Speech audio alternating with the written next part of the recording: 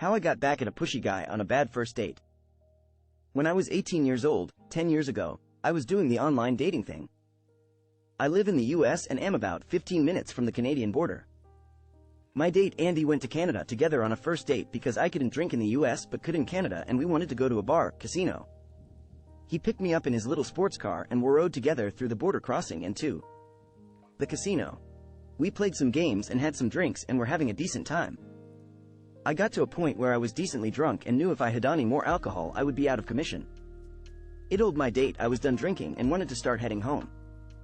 Instead of listening to me, he went and got us both another round of drinks and he handed me a big Long Island iced tea. I told him point blank I couldn't drink it because I was at my limit. He didn't take too kindly to that and got pushy. He told me, "You have to drink it. I bought it for you. If you don't drink it, you're going to make me waste money." No matter how many times I told him no, he continued to push me in this. I got very frustrated and upset because I was alone with this pushy man in another country. And I was very upset with myself for getting into this situation. We argued for a while and eventually I snapped and formulated a little plan. He agreed to take me home after I finished the drink. I took the drink from him and chugged it. We got into his car and started for the border. It's important to note that this guy was very proud of his car. He spent the whole drive to the border telling me about all the features and how much he loved it. I spent the whole drive ignoring him and focusing on keeping my sick stomach under control. My goal was to make it through the border crossing at least, which was proving pretty difficult. We did eventually make it through the border crossing, and as soon as we made it back to the US, I turned in my seat to look him in the eyes and told him, "I didn't appreciate how you forced alcohol down my throat after I repeatedly told you no. I know my limits and you ignored and disrespected me." I said I couldn't drink more for AREASON. Then, while maintaining direct eye contact with him, I started vomiting in his car. I knew this was coming and specifically oriented myself to cause as much damage as possible. I threw up on the seat, the floor, the dash, etc. He was freaking out and I just started crying and telling him this was his fault and he could either take me home or let me out of the car now, but I will call the police if he doesn't proceed with one of the two options. He dropped me off at home and I never saw him again. Smiling face with hearts. I unionized with my 26M dogs against my boyfriend, 30M. I was told to post this here from Aida. Background: my boyfriend, E, and I have been together for 4 years. Whenever I would come over when we were dating, his apartment was messy, but it was blamed on his roommates. I'm very cognizant that I am particular in cleaning, so I thought it just wasn't clean enough to my standards. I moved in with him till 3 years ago and adopted 2 dogs. Together. I quickly realized we do not have the same view of what clean is. We have communicated about it. Anda has made a lot of progress. But he consistently does one thing: stuffs his colored striped socks into the couch. I have told him that I have had to chase the dogs around because they find them in the couch. He thought it was funny. Over the last few weeks, I have bought multiple cloth dog toys resembling his socks and have trained my dogs to play tug of war with them. They will now dive for them whenever he's laying on the couch and places them on the ground to pick up later. I also do not stop them from playing with the socks anymore. He came home yesterday and found his favorite pair of his socks decimated all over the living room and was furious that I didn't stop them. I told him they were the socks he stuffed in the couch yesterday and he should have put them in the hamper. He stormed off to his office and is not talking to me. Aida, edit. My dogs do not ingest the socks, they use it as a tug-of-war object. Using this example, when the pair individually ripped in half, they were no longer interested in it. They UCK up while driving and blame it on me. Sorry, can't come in. Was on my way to work. I work in an axe-throwing venue. Just driving down a straight street near my work. Then a guy in a massive pickup truck flies out of a side street, cutting me off and making me almost T-bone him. And he has the nerve to tell me to watch where I was going and called me an SS hole and more abuse like I'm the one at fault.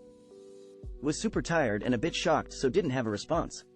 As I drove away, but ended up laughing at the thought of it, knowing I didn't do anything wrong. Anyway, get to work and guess who's there? That's right, it's little ick energy guy. Went straight behind the counter and said, "Sorry, you can't come in. I've already seen you do something illegal as well as be abusive, which isn't tolerated here." We literally have axes everywhere. He didn't understand till I brought up the car situation. Heard a bit, but in the end wasn't allowed in. Whole thing made my morning. Got a neighbor no warning evicted because his guest was a ick. We live on a tiny street. No street parking is allowed, because there's no room to drive past if someone parks on the street. It's a dead end. So I'm the only one affected if some erd parks on the street. I woke up early this morning with a mild hangover after watching the NFL draft last night, and decided to drive my dog to the dog park instead of walking him. We had all of the fun with frisbees, and came home when we were both tired. Around 9 a.m. Some dude is parked in the middle of the street with a big truck.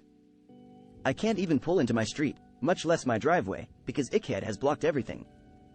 I see that he is talking to my trashy neighbor. They are both shirtless and drinking beer at 9 a.m. That's who we're dealing with. I asked him politely to move his truck so I can get by. He told me I was an entitled itch and could deal with it. That he was a city employee and he had the right to park there and wherever he wanted. Pretty woman mistake. Huge. I called the city. They have no employees working on our road today, and they have had complaints about this neighbor being aggressive. So they sent a tow truck and a cop. They towed douchebag's truck. He refused to move it from the street, even when the cop said he had to.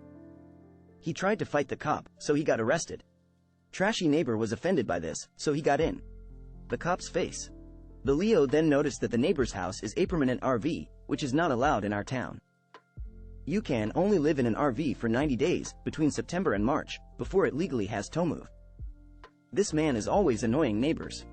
His dogs are running free and non-stop barking and fighting. Leashed dogs.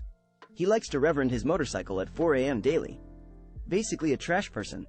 When the cop and city planner showed up, they towed the truck, but also gave the UCK bro neighbor notice to move immediately, since he can't legally live in an RV here.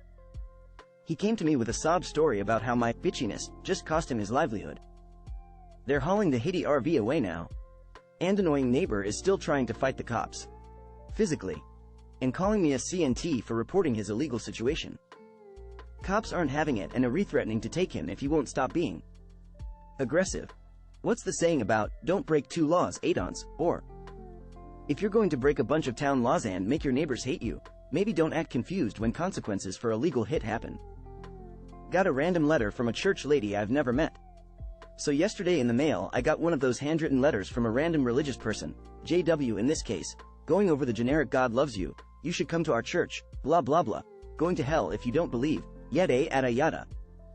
I find this very rude and get anxious and very annoyed whenever this happens. The woman who sent the letter put her return address and name on the letter, so I made a donation to the Satanic Temple in her name, and she will be getting a thank you card in the mail from them.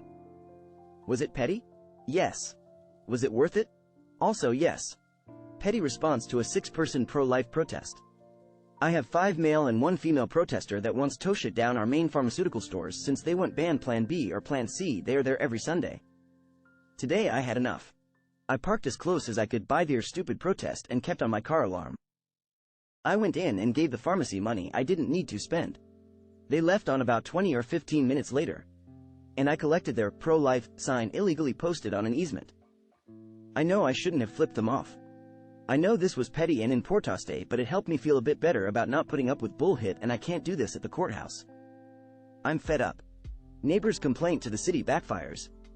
We have a next-door neighbor who does not like us, for no apparent reason. This is a vacation home for them and we have never said a single word to or interacted with them ever. They seem to think we live in an NWA, which we don't, and call the city code enforcement on us over their perceived shortcoming in our lifestyle. We let our yard pretty much grow wild, whereas theirs is meticulously landscaped and professionally tended. We have 6-foot walls between houses so they can't see much of anything in our yard without trying, such as climbing a ladder to take pictures to send the city to lodge a complaint. The city investigates, finds nothing wrong, and closes the complaint. The last complaint happened a few months ago when we were doing some legally permitted construction. The neighbor calls the city, they come out and find no issues. Apparently he was upset with this outcome and he made more complaints, of which only one was valid. He complained about our vehicle parked on the street not having a current registration sticker. Parking enforcement came out and put a sticker telling me to fix the problem or move it within 3 days. Apparently, my current license plate sticker had been scraped off. While out front, I noticed my neighbor's new motorhome parked in front of his house. It's illegal in the city to park a motorhome on the street. Normally, I could not care less about it, but this seemed like an opportunity I couldn't pass up. I asked the parking guy, what about that thing? He said there was no complaint about it, so I said, I am complaining. I watched it as he took pictures and wrote out the parking ticket, tow order. I then watched as, about an hour later, the tow truck eagerly hooked it up and whisked it away to their impound lot.